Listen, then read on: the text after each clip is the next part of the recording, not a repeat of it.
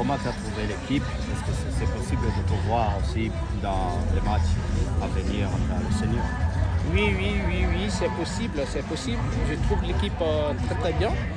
C'est comme des professionnels. C'est des professionnels même parce que dans cette équipe, on a tout ce qu'il faut. On a tout ce qu'il faut pour travailler dur, encore plus. Je sais que je vais donner le meilleur de moi-même dans les jours à venir. Message aux supporters pour appeler, pour te donner de l'argent. Est-ce que tu as déjà compté? C'est combien? Merci à tous les supporters, surtout à ce chaleureux supporters qui m'ont donné un peu de l'argent. J'espère que ça va être continuel. Parce que je vais travailler dur pour ça. Je vais travailler pour leur faire satisfaire le moindre possible.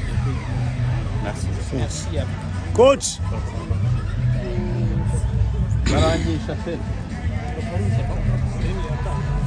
Merci.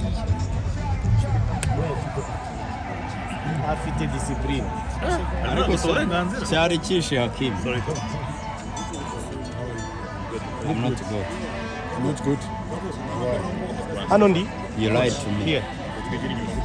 And face lied to the me. cameras. Where were you When? that time? Now we go.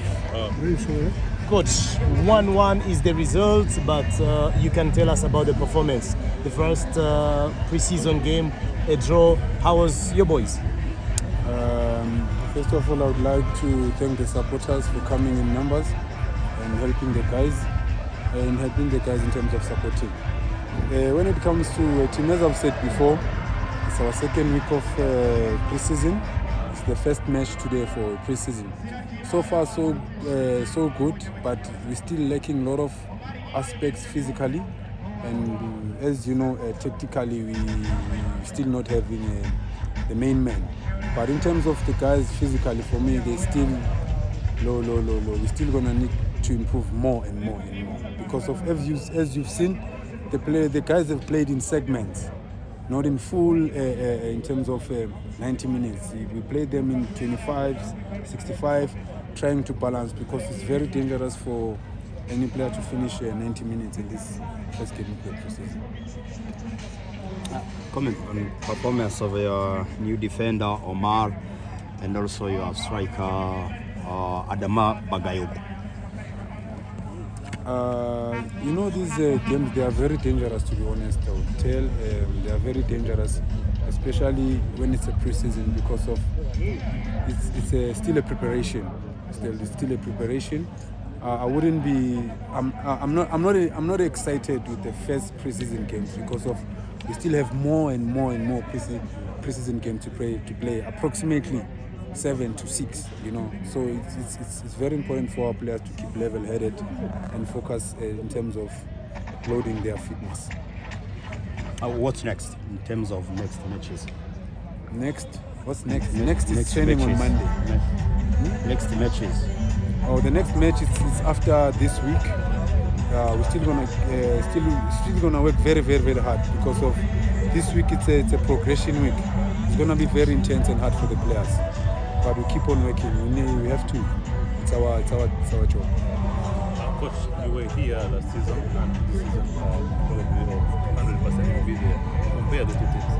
I cannot compare the two teams right now because of we haven't gone into the competition. We haven't gone to the main season. So it would be really unfair for me to compare the last group with this group because of each and every player, each and every group has got their special unique style of play, character. There are a lot of elements that are involved for a player to be successful in a team as a group. Coach, conceding first and equalized afterwards. Overhead bicycle kick from the little boy, Fiston Ishimwe. Any comment on him, on his performance today? Fisto? Yeah. The goal scorer. Fisto is a brilliant player. It's a wonderful player. In terms of tactically, it's up to us as coaches to fix that because it's our fault for us to concede such goal, especially in the early minutes of the game. I cannot put a blunder on him and say this and that. It's our tactical preparation. We have to prepare better in that position. Thank you. Thank you. Sorry. Felicitation mbere ya byose.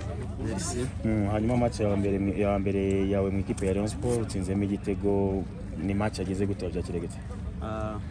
Match ya mahitamo ni bazakina. Nabonye uhagurutsa abakunzi ba Rayon Sport ati muhaguruke mufane buryo bakwakiriye, buryo bakwikirije, byo byasize iki ku mutima wawe? Ni ibyishimo mbere na mbere kuza muri match ya mbere ugatsinda igitego, ubona ko Imana babikoze, hari icyizere ubutanga bigaragaza ko ukuntu twabonye mu mikino twakinnye, sinavuga ku giti cyanjye ko nakinnye na bagenzi banjye, ubona ko nyine tugomba kubahagurutsa kubera ko hari icyo tubereka, hari icyo batubonamo ejo hazaza. Gukina na Haruna, ugakina na Keve, abakinnyi bakuru bafite experience ndetse n'abandi, byose challenge nini kuri wowe?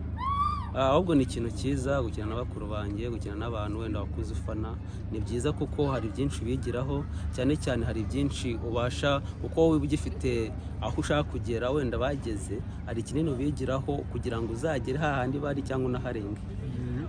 Murakoze cyane. Cyangwa murakoze. Ku ikipe yanyu ya Gorilla? Murakoze, wari umukino mwiza, ahanini twari tugerageje, abakinnyi bashyashya twongeye muri ekipe, hari abasanzwe muri ekipe, hari n'abajunior twazamuye. Ni byiza kuba uyu mukino twakinnye n'ikipe nkuru kugira ngo turebe nibura ese abo bakinnyi twazanye ku rwego rwo kuba bakiniye shampiyona mu Rwanda, abo bajunior se twazamuye bo bari ku ruhe rwego, mbese ahanini uyu mukino urebye nicyo navuga wari ugamije. Hanyuma kubona ikipe yanyu nka staff mwararangije, nta bandi bakinnyi muzongeramo? Hari imyanya imwe n'imwe tuzongeramo abakinnyi, bivuze ari nibura bimaze kujya nibura kuri 80%, ntabwo biraba 100% kuko ari abakinnyi bandi tugomba kongera. Ni nko mu yihe myanya? Urebye ahanini ni mu myanya y'inyuma. Aho bigeze ubu noneho mubonye kimwebwe cyo kwishimira cyangwa se byo gukosora? Ni byiza gukina match nk'iyi n'ikipe nkuru, hari ishusho biduhaye kurenza uko navuga nini twajya gukina na ya kipe dusa nkaho turi kuri nivo imwe, tuba dukinye gutya n'ikipe nkuru, hari ishusho biba biduhaye kwakinnyi, hari amakosa tuba tubonye agiye aba, hari n'ibyiza biba byabaye. Bya byiza rero ni gushishikariza abakinnyi gukomeza kubikora, bya bindi bitabaye byiza nabwo tukagira uburyo tubikosora. Aho ni sezo ya kabiri muri kuri Bande Touche, ufashe umwanzuro no kujya mu mutoza full cyangwa se wenda hari n'ibindi ufatanya? Ubu nibwo ndimo ndabizamo, ntabwo navuga ngo ndaho umutoza full kuko ndi kwiga. Hari indi mikino ya gishuti muteganya hano imbere? Mu gihe navuga zitarenze nk'ukwezi gisigaye kugira ngo shampiyona itangire, turateganya imikino myinshi ya Kigali, hanze ya Kigali turateganya kuzajya gukina hanze ya Kigali imikino yindi isigaye ya gishuti kugira ngo turebe nibura n'abo bakinnyi bashyashya bahindura kimavi Kigali bajyandi bumva uko bimeze muri amakipe yo mu ntara. Coach, watubwiye ko ekipe ya Gorilla hari amakosa y'igikora, ni hehe ubona ekipe ya Gorilla yakoze amakosa utamwese gusoma? Ibyo biba ari ibibazo tekinike, urumva twe nka staff turica twavuga ati bitewe na consigne tuba twabahaye ati aha niho bitagenze neza bitewe n'ibyo twari twabasabye gukina. Ibyo biba ari ibibazo tekinike, rero tugenda tukabya abakinnyi bitewe n'uburyo twari twabasabye gukina, yibura mwabikozeho 30%, twe twashaka nibura 90%. Murakoze nawe. Kongera akanyenyeri wowe Adama, iyi ni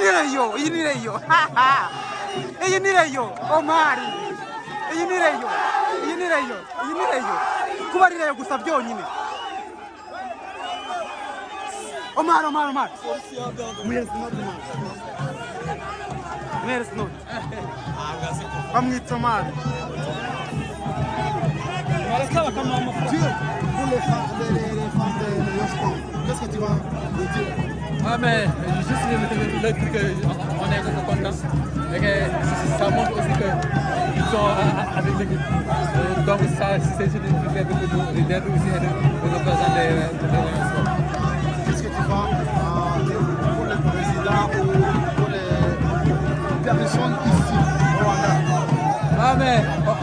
dico, on est content de ce pays qui est tellement beau. Et là-bas, tu vas côté. On est content de ça. Merci beaucoup. bamwita Faustino simbi garukaho bimeze bite iyi murera yakiriza abantu amafaranga bimeze bite ubuguruka reka ngane n'abantu nari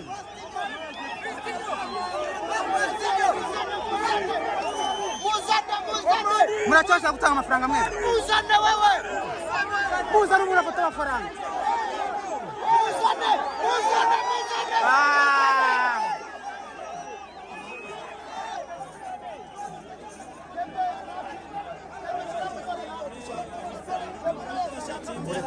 umukino ariko bishimiye cyane bishimiye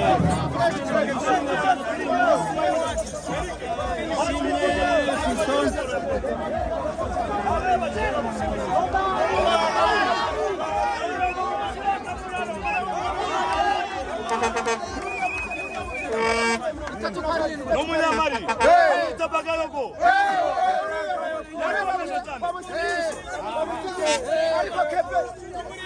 inde Omar Nyenge koma amafaranga Omar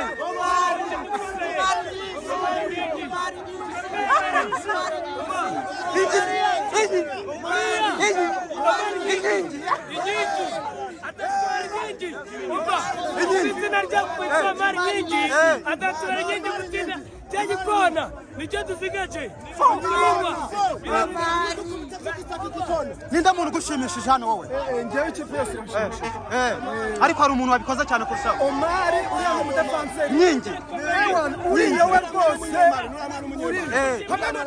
uriya mukinnyi ugiyemo mu kanya uriya mukinnyi Adama ni muzima cyane yewe gawe abataka babiri n'umutoza n'umwataka ikipe kabiri adananje abataka babiri n'umutoza ibindi byabaye abataka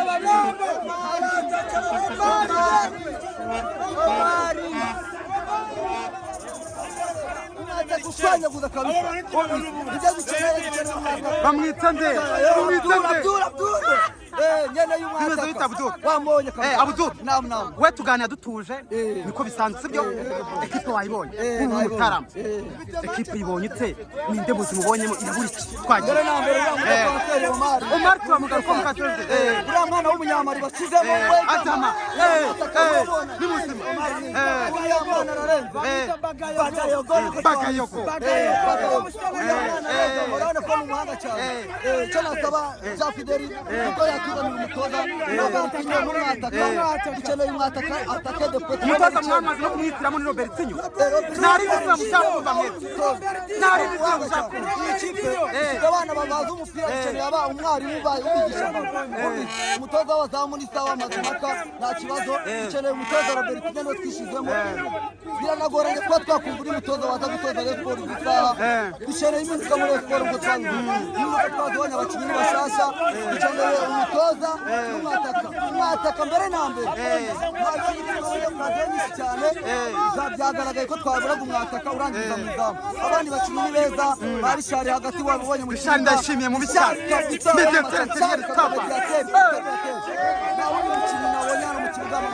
kuba mutabonye muhirekaza na Haruna Niyonzima niba babaje